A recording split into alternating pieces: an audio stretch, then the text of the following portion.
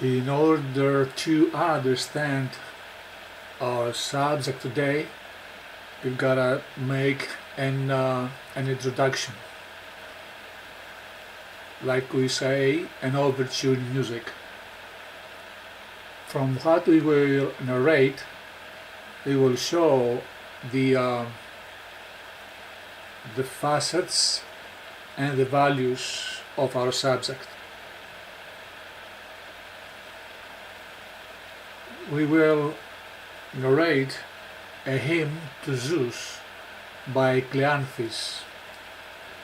Cleanthes was a philosopher coming from Assos in Troad, which is close to Troy, Ilion.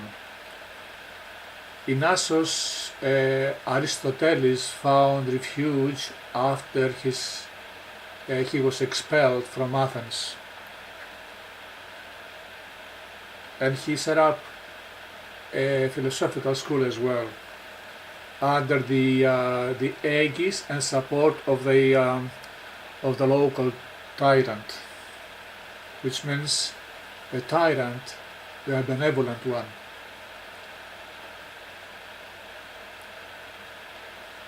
Cleanthes went to Athens quite young, having just 4 drachmas in his pocket.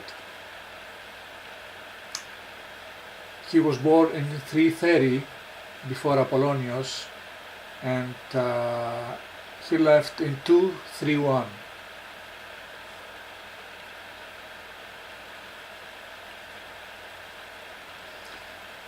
His father was called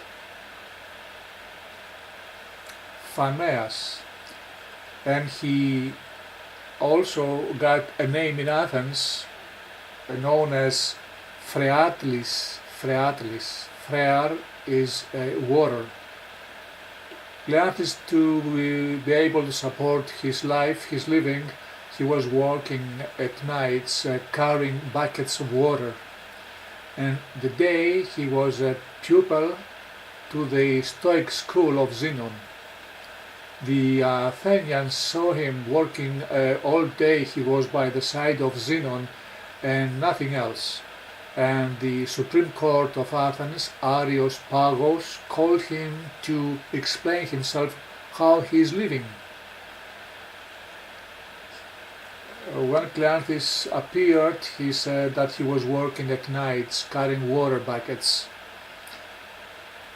The Athenians showed his kind-heartedness, and they admired his dedication and offered him 10 mine. 1 mina has 100 drachmas. Very poor Cleanthes was enticed to accept it, but Zenon told him not to, and he obeyed.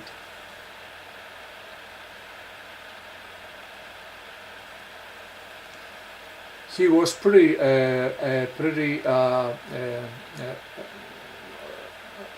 had a strong appearance. He was had a powerful appearance, and he got involved in athletics. So they called him also the second Heracles. Like Plato, called him Plato because of his broad shoulders. He got the name Plato. His first name was Aristocles.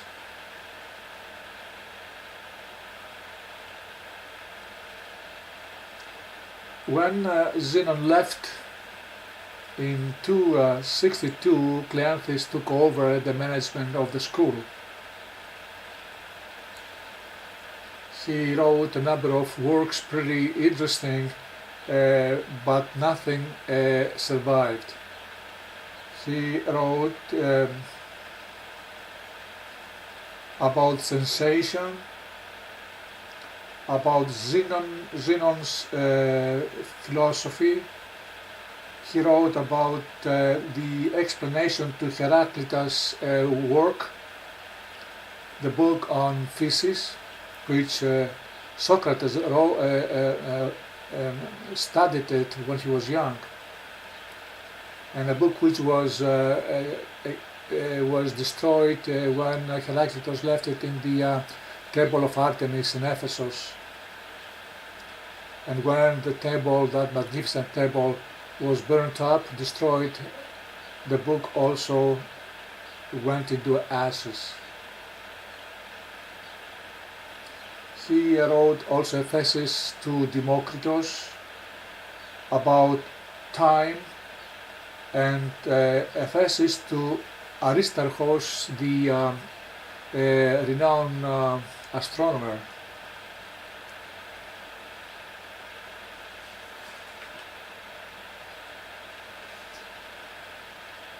He believed that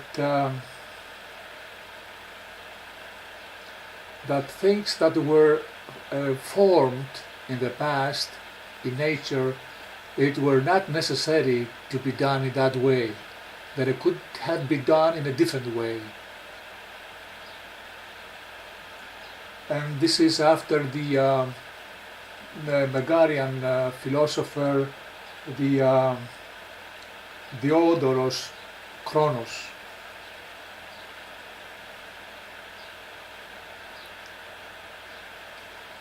The cosmology of Cleanthes, or theology, is only directed through his unique poem on the hymn to Zeus, which is the only one that survived, thanks to Stoveus. He believed also that God can make things good into bad, the well adorned into the ugly adorned,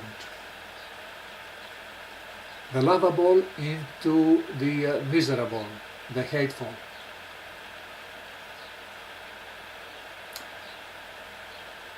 The good with the evil. And he wanted all this to unite into a single segment, a singular segment, which will be able to present a unity which will have an everlasting presence into the mental and capacity of human beings. And he also says something extraordinary in depth and in meaning. He said that Zeus made man a cahoot or a colleague to his justice. Isn't this a great responsibility on human beings? Doesn't Zeus delivers to human his free will to determine his present and his future? Is man capable of handling this great responsibility without invoking the help of gods? And also much of the time they incriminate them for human failures. I think Zeus was right, is right, because he is everlasting. He exists in eternity, because man has the potential of logic. He has his brain, which can use it to manipulate and to discuss and to unravel the mysteries in life through observance. That's why philosophy was created from observation. And the time is 2 p.m. in this beautiful and ancient city of Kix and Alkyone. So that was the short biography of Cleanthes.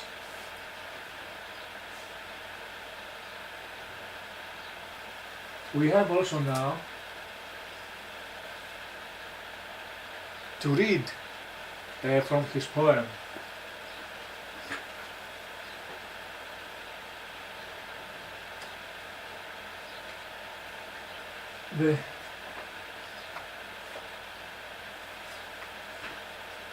The poem from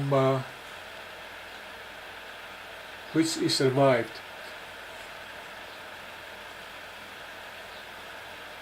I've got to locate it.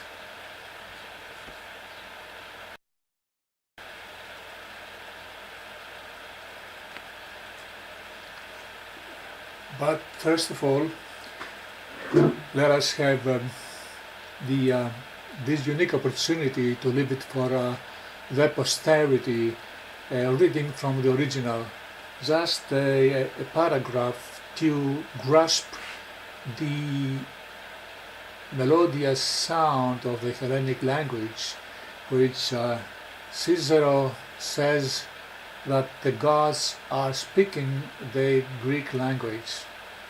And this is true because the Hellenes are children of the Olympians. I read, Κίδιστ αθανάτων, πολιόνιμε Παγκρατές Εή, Ζεφ φύσεως αρχηγέ, νόμου μετά πάνταν κυβερνών, χαίρε, σέγαρ και πάση θέμης θνητήσει προσαβδάν, εξούγαρ γενόμεστα, Θεού μίμημα λαχόντες.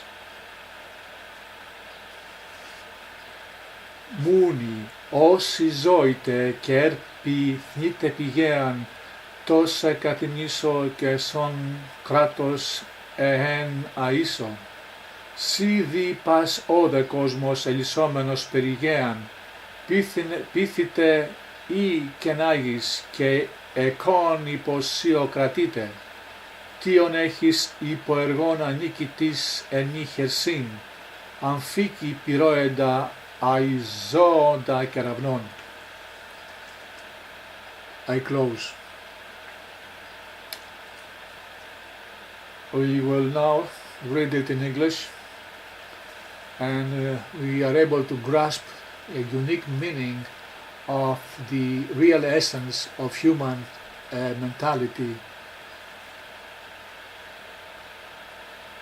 Hail, Zeus, most glorious of the immortals, named by many names, forever all-powerful, leader of nature, you who govern the universe with laws, for it is proper that all mortals should call upon you, for from you we are born. Of all the mortal things that live and move upon the earth, the only ones created in God's image. So I will praise you and always sing of your power. The entire universe which moves round the earth follows where you lead it and is willingly mastered by you. So powerful is the servant you hold in your unconquerable hands, the two-edged, flaming, eternal thunderbolt. For all the works of creation pass under its strokes of lightning. Through it you direct the common word, which moves through all things and mingles with the great star, the sun, and the small stars. Nothing is done in the world without you, God, neither in the holy air or the sky, nor in the sea, except for what the evil do in their folly. But you know how to make extraordinary things normal, and to make order out of chaos. You love even unlovely things. In this way you have joined everything into one, the evil and the good, so that the eternal Word becomes one, which those who are evil among mortals avoid and abandon. Poor wretches who always desire to acquire riches, but do not see nor hear the common law of the God. Yet, if they were sensible and obeyed it, they would have a noble life. But they senselessly hurry after all kinds of evil. Some rushing in, the hard race for fame, others chaotically set on making money, and others on the ease and the pleasures of the body. They do these foolish things and rush to and fro, altogether hastening the defeat of these ends. But, O Zeus, giver of all, shrouded in dark clouds, master of the bright thunderbolt, save men from painful ignorance. Scatter it, Father, from their hearts, and grant that they may find wisdom, that wisdom in which you trust, and so rule everything with justice, so that, honored thus, we may pay you back with honor, always celebrating your works as it proper for mortals. For there is no greater prize for men and gods than just to praise the common law. Ended. Well, who can find more wisdom in human nature? Who can understand the mnemosini that our genes carry, the memory that our genes carry, which have been suppressed by technical institutions of evil?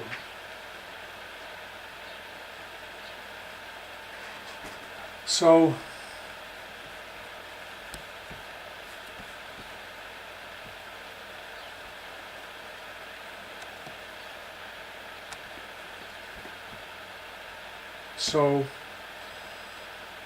once upon a time, there used to be a fabulous race that they claimed they descended from the Ihor, the blood of the Olympian gods.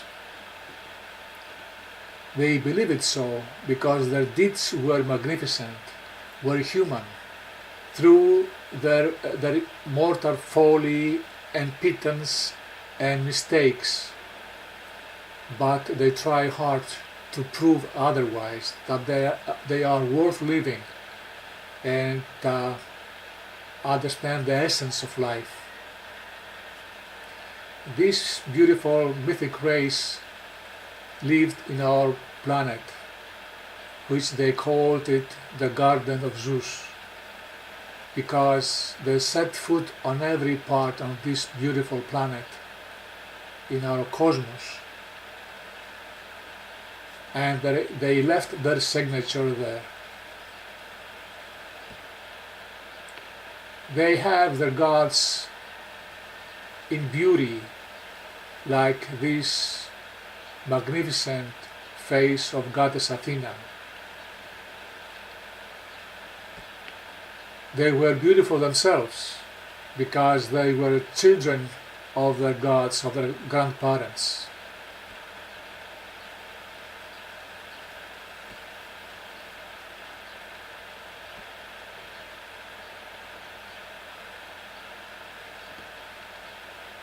They enjoying their lives, playing music, writing books,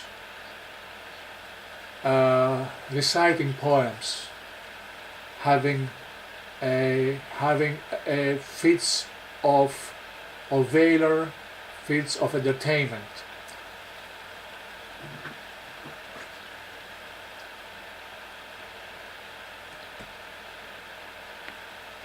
Sometimes they got boring, they got bored. They created athletics and they were engaged in human virtue. But sometimes getting bored, and felt rusty, although they had those magnificent four Pan-Hellenic Games, Olympic, Isthmian, the Delphic.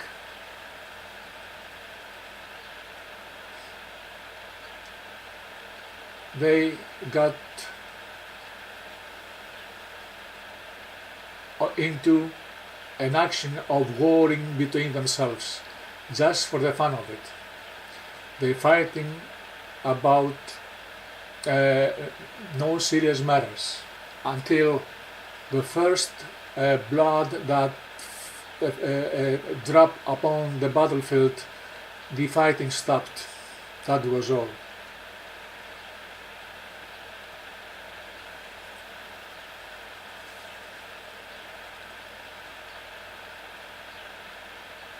That beautiful race, we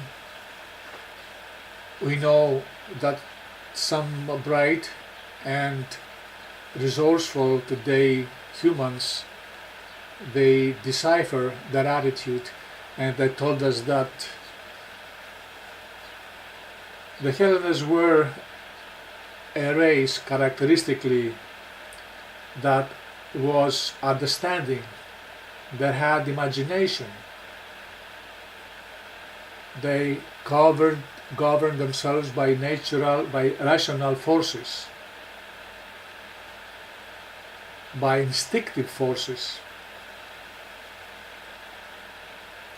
They had enthusiastic elements for truth and clarity, passionate disposition held in check by a sense for order and love of moderation, restrained by law both of politics and formal art. All these were united in a fruitful combination of a personality, of an adissiocracy.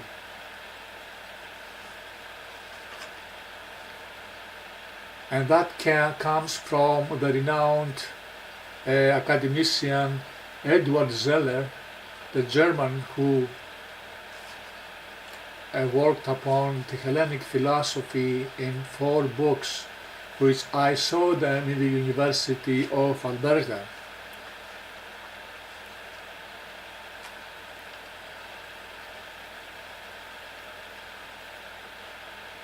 Hellenes knew that the spiritual pain is stronger than the physical one, Epicurus says. And that was their downfall. Leopold Schmidt, a professor at Marburg University in Germany in 1890s, he composed a 2-volume work on the ethics of the ancient Greeks.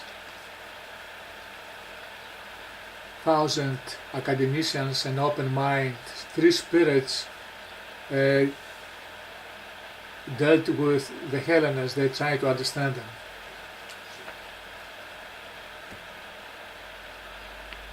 They made global journeys, seafaring journeys, Argonautic expedition, for instance.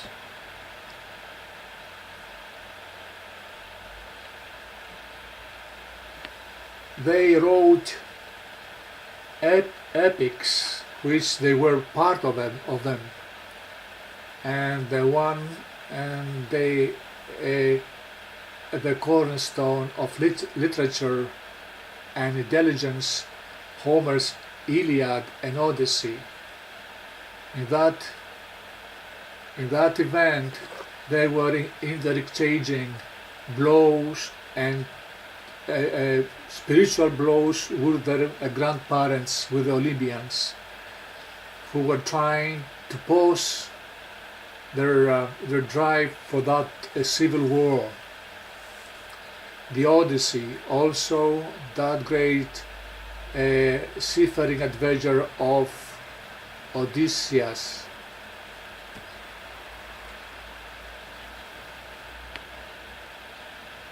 The voyage of Argo reached uncharted waters on our planet.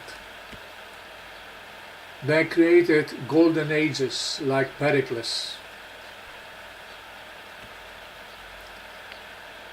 Philosophers sprung out from their desire to observe, and they created the mechanism of called philosophy, the tool which helps humanity to examine the secrets of nature and come to conclusions through which science sprang from. Democritus understood and said that humanity should be, our cities should be cleaned up from the citizens, from the idiots. We have to make a clean society to be able to have a fruitful future and a stable one. They founded science, ethics. Socrates, the most important personality in our world as he was being estimated.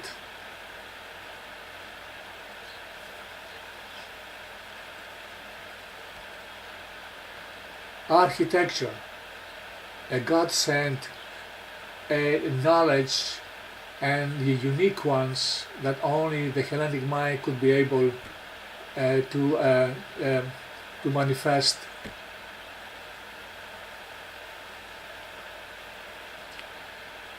Politics and the freedom of speech, the freedom of human beings to be able to speak his mind in front of his co-citizens. He goes presented the podium and speak freely for the good of the many. And then suddenly a stranger appeared in town. He was hiding his paranoid self. He became a murderer to his own family. He wanted to be given forgiveness, but Sibilla and Delphi god Apollon said, "You have to pay for your crimes," and the man from then on started brewing hate, and he was the cornerstone of turning the world upside down, and he is the cause of evil spread from that time on. He said to the civilization which he was brought up into, he says, "You have 5 minutes to live, or else." From that time he starts stealing hours and continents from the indigenous, from the original nations on earth, from the Hellenists, Romans, Egyptians, Palestinians, Persians, Goths, Germans, Anglo-Saxons, all the nations in Europe and in Asia and the known world. They had from that time on to be the victims of his appearance. He started destroying, manipulating that beautiful picture and the world that he was brought up with. The columns of Parthenon, we see the scars of time, we see the scars of bullets, of stone slingers, of iron bullet slingers, and then eventually the bomb that blow it up. The columns of Parthenon is a witness to subhuman attitude, to the serpent, a kind of man, to the mice, and that stands up only by chance because the local people that came now and living in the holy land of Homer, they were ready to blow up the rock of Acropolis just to bring down some Turks during the revolution of 1821. What we see now is just by chance. Also the Vangi, these people, they wanted to build a palace for the first king of the new liberated country, and that was Otton, the German first king of this people.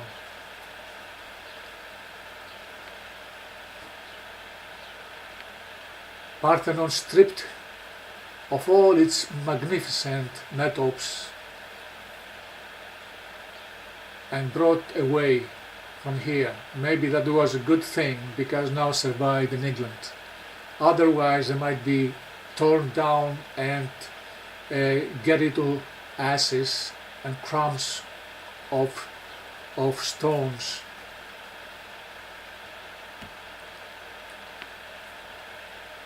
They brought all the beautiful into rubble. They start building up their own civilization, their own societies built upon skulls and bones.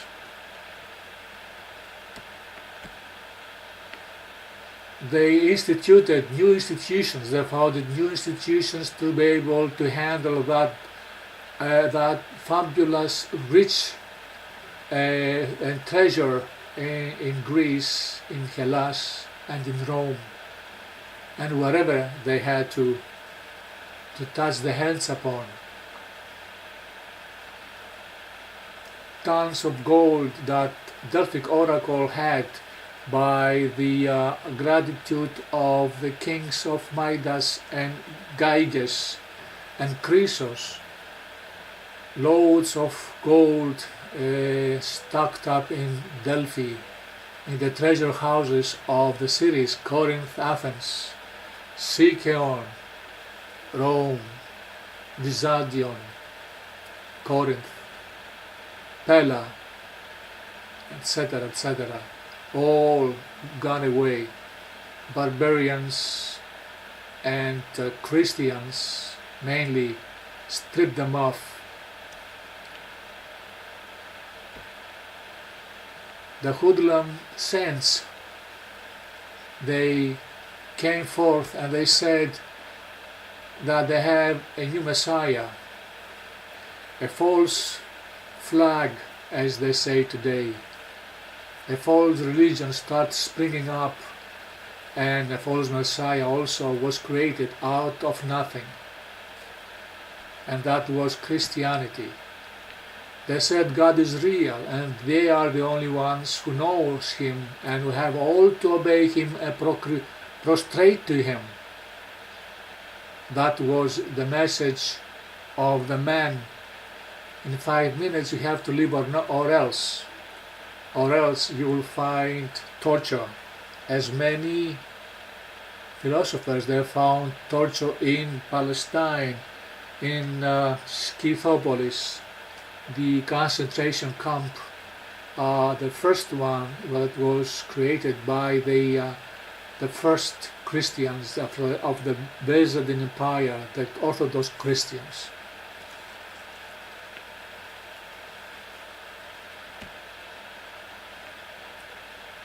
And this world turned into this world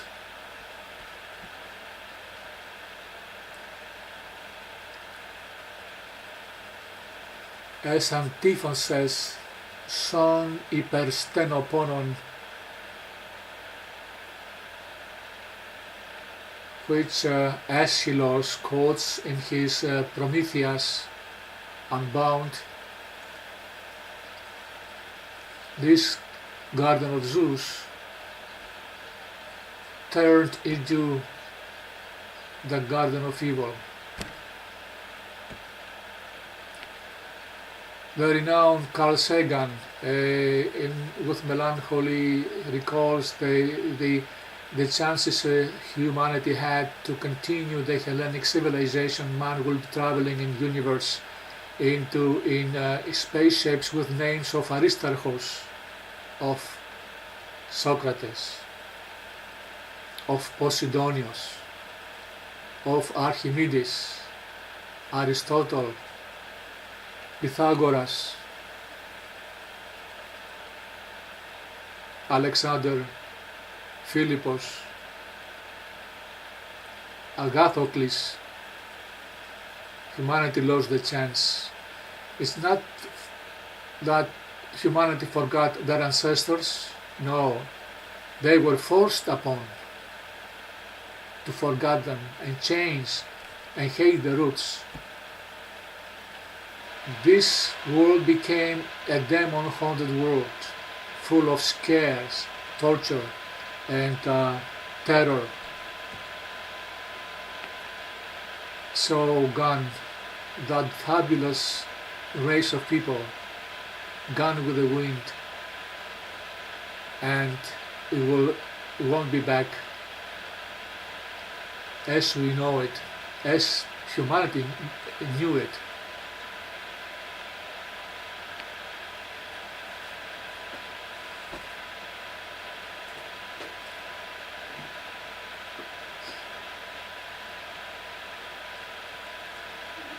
The serpent and mice race of subhumans took over.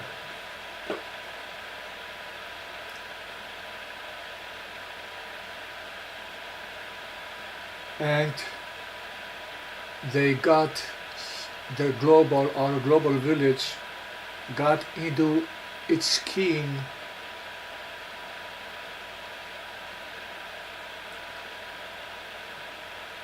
The disease, a disease, just like Hellenism got the disease of Christianity into its body.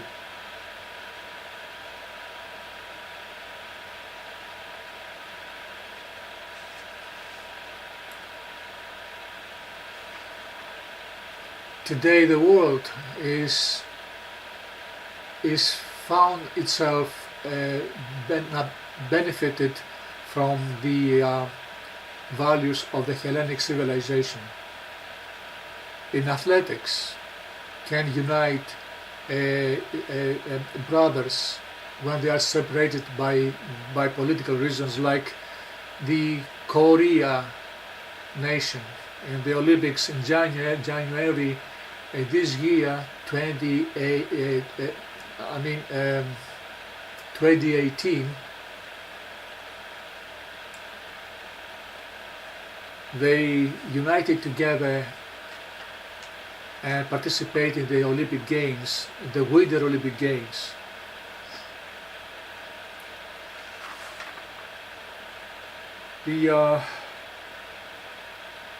Many people said the Olympic Games helped the Koreans, and the hostilities that is being around the world with the great instigator of the United States of America. They pose hostilities with North Korea, with Syria, with Russia, as long as the games were on. That was a truce, like the truce Hellenes had when the Olympic Games were on. The hostilities were posed as long as the games lasted.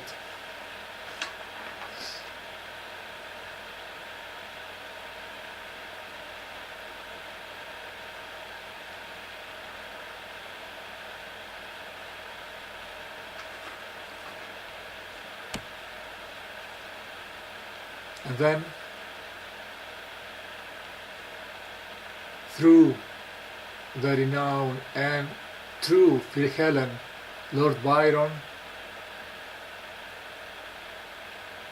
we know he left us his poem, The Curse of Athena, which he composed on March 17, 1820, 11, watching the Englishmen Elgin drinking down the metopes of Parthenon, he got angry, frustrated, and his poem gives curses to those who lay their hands upon Parthenon.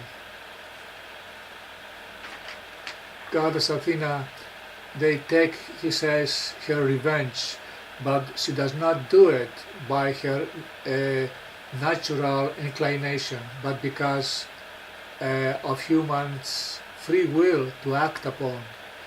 As Zeus says, he brings humanity a colleague to his justice, so they are responsible for what they do. And now the gods are getting back the evil doings of these subhumans. Lord Byron is so famous and so accepted that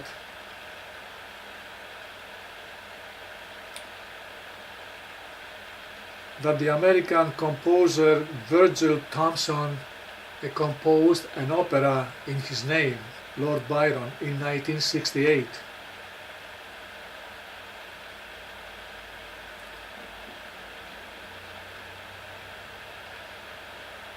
Humans today are in the verge of a nuclear holocaust. They don't understand. The mice are controlling the powers, the firepower on Earth, and they do things in any way they can to support their interests. Takes only a small accident for a final conflagration on our planet. Man is dancing to the sound of Dmitri Shostakovich, the Russian composer, dressed in a fighting regalia. He was partaking in the Great Leningrad War. While he was fighting, he was also composing his 7th symphony named Leningrad in 1941, while the bombs exploded around his shelter.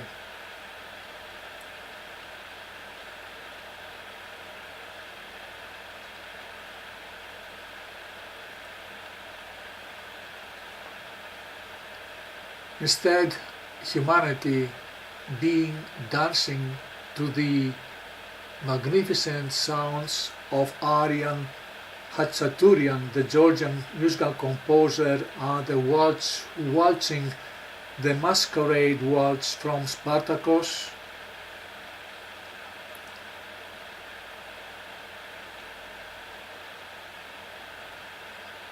Humanity is lamenting its fate. We people, the free people on earth, the fourth esprit,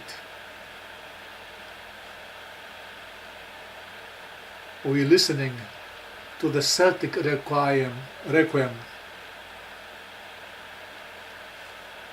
that John Tavener, the English composer, did it in 1969.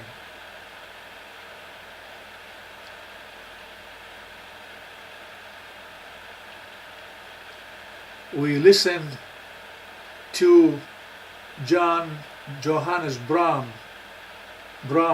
the German composer, his song Sicaslied, the Song of Destiny, and transcription from Hölderlin poem that sings God's happiness and man's dive to chaos. We prefer to listen to Delia's Requiem. Delia's, the German who was born in England by German parents, and his name means the men from Delos, the sacred island of the twins, Artemis and Apollo. His Requiem is considered a pagan one, and we are, in our melancholy, will listen to him in these days when the world will be catch on fire. Men should be listening to Tchaikovsky's Manfred Symphony to realize if he has a soul.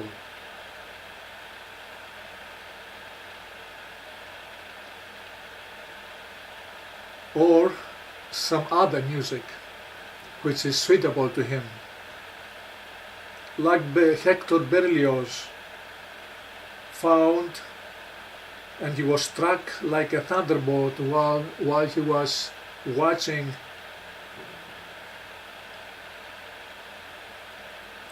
in London's Odeon the Campbell's Company performing Hamlet,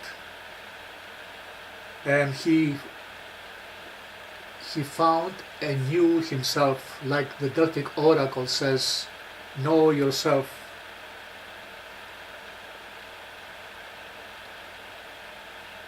Man should find if he has a soul. He must find if he can know himself. And if you don't have a soul, you will never be able to know yourself.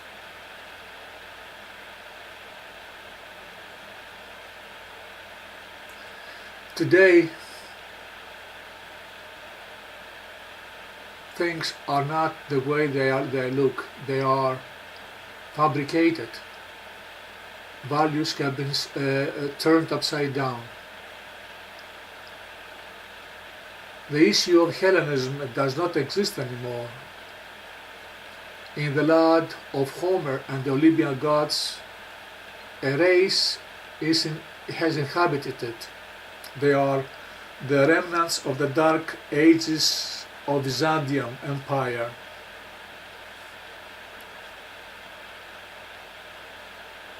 They are a handful. They call themselves Greeks because they speak the Greek language, and that is because they were by chance and circumstances through the holy books of Christianity written in Greek.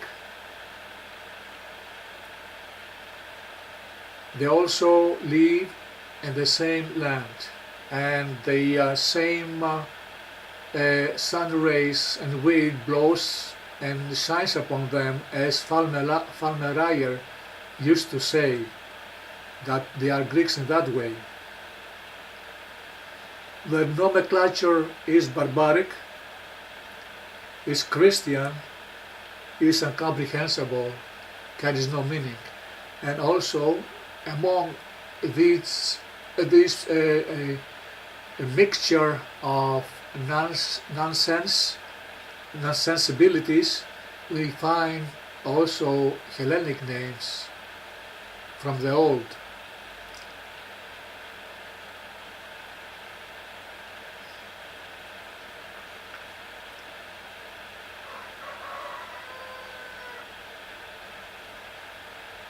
Therefore, our search for that bright race is in vain.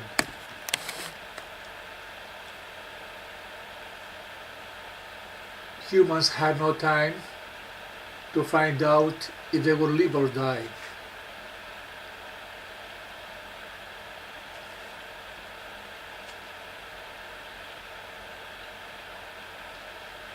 They have to change their mentality.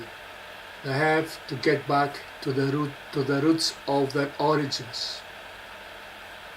They have to isolate this mice people and take control of their future, although the future is not bright because Mother Earth is taking revenge, because these serpent people, they have violated its sanctity, her benevolence, her protection upon humanity. Instead of being thankful, they have corrupted it. They have raped it. And Mother Gaia can't stand it anymore.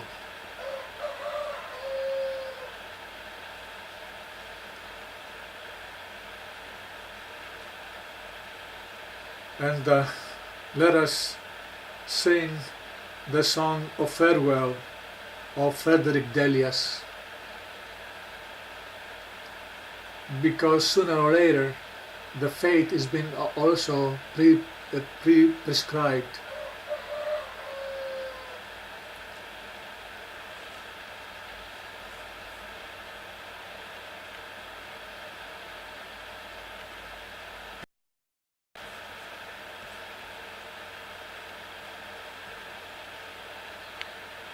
The material value that Hellenism suffered has been estimated to 22 quadrillion petro yunan, or petro ruble, considering the treasures in in holy places like Delphi, Dodona, Claros, Trophonios,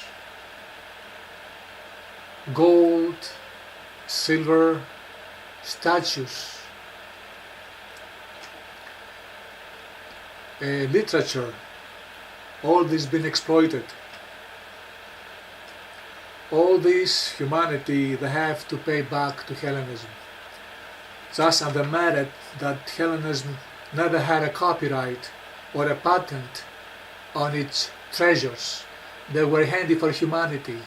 They handed them out freely, with no cost. And instead of thankfulness and gratitude, she received hate. She is been receiving still hate. This world that is based upon material as a measure of virtue, they must pay back.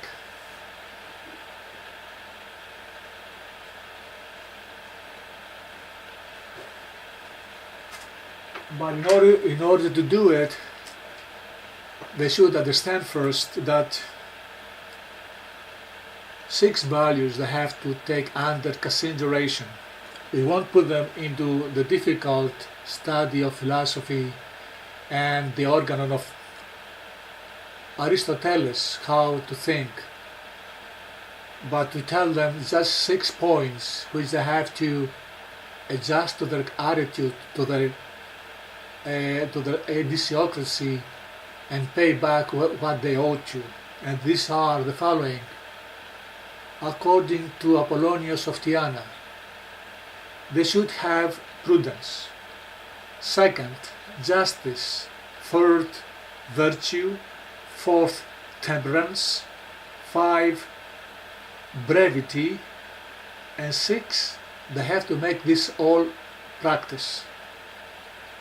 That's all we ask from them to do.